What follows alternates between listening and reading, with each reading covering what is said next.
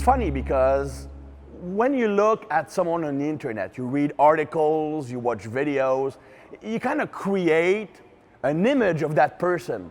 So Tib is always perfect with his diet. He's always lean. He's super confident. He's an alpha male kind of guy. Well, I'm here to set the record straight. So put your brain on off. You're not going to learn anything from that capsule. Well, there will be a lesson like at the end, just because I have to make it like work. But I want you guys to know who I am.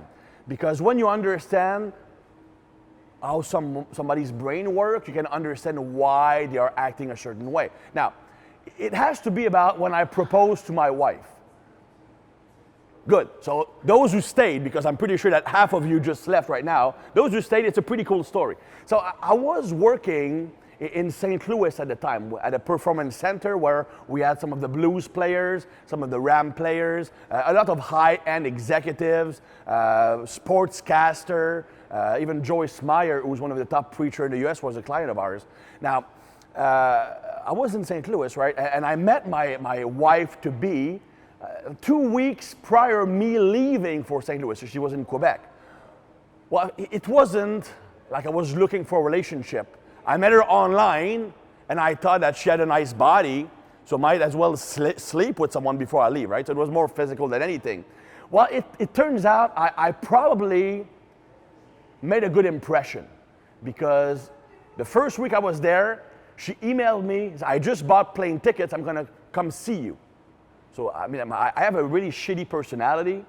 I'm not fun to be around, so I must have been good somewhere.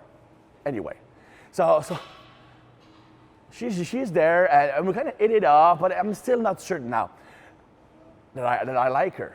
So what happened is that a few weeks later, I'm giving a seminar in Montreal, and I went to see her again. Well, why go to a hooker when I can have free sex with a girl I know, right? So I go see her, and as soon as I come to her house, she like sprints out of the house, and just like in a movie, she jumped in my arm. That's where I fell in love with her. And from that moment on, I knew that she was the one, and that I had to ask her to marry me. Now, of course, the problem was she lived in Canada. I was living in the U.S. So I'm back in the U.S., right? And I'm treating a client, and I want to ask him. Well, I don't know anything, but I don't go out. Where can I buy a wedding ring?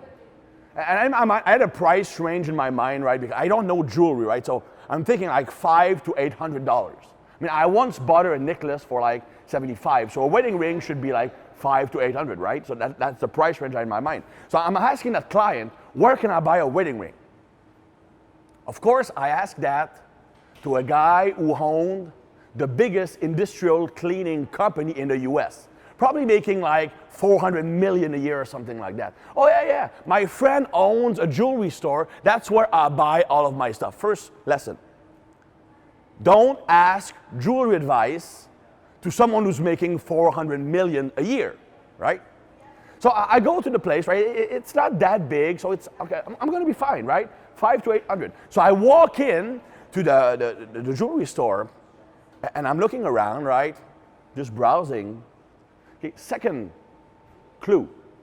There's not a single price tag on any of the ring or jewelry. That I should have walked out, but I'm going to play it safe.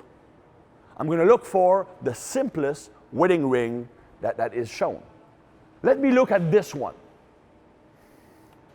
So the clerk, instead of opening up the thing and taking the ring out, he goes back store and come back with a DVD, slide a painting, revealing a TV, and then he puts the CD in there, a DVD in there, showing where this specific ring came from.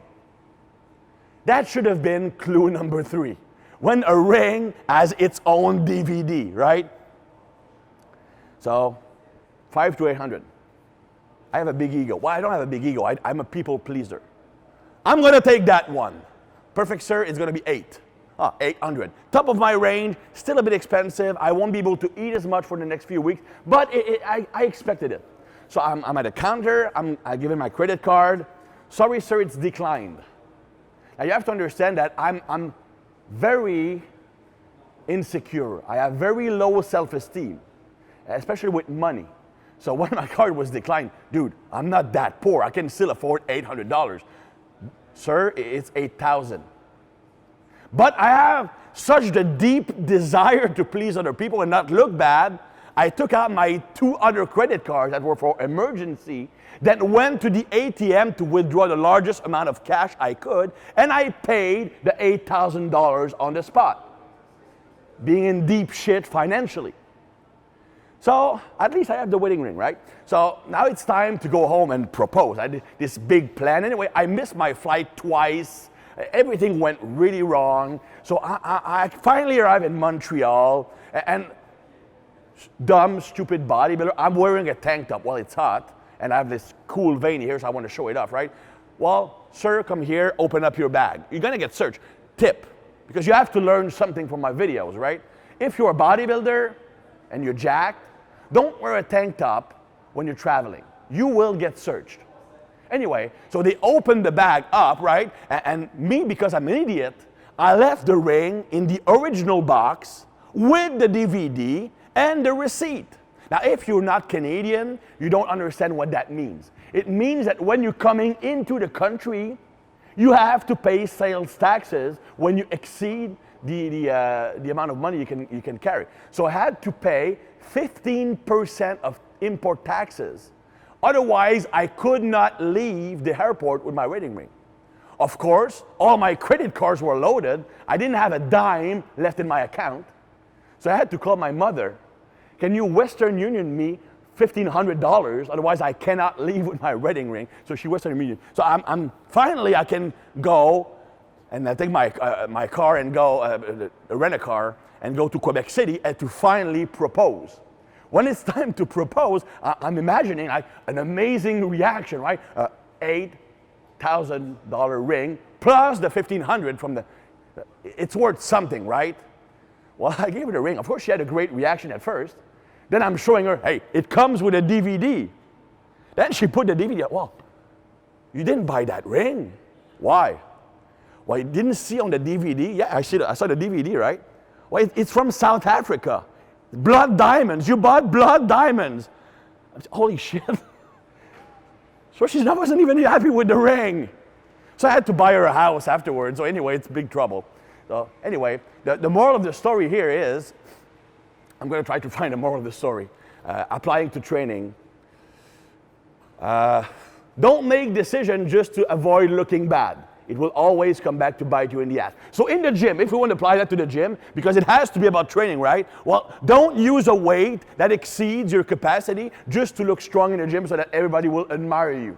They don't care. But you can really mess yourself up for a long time. I'm still paying for that damn ring.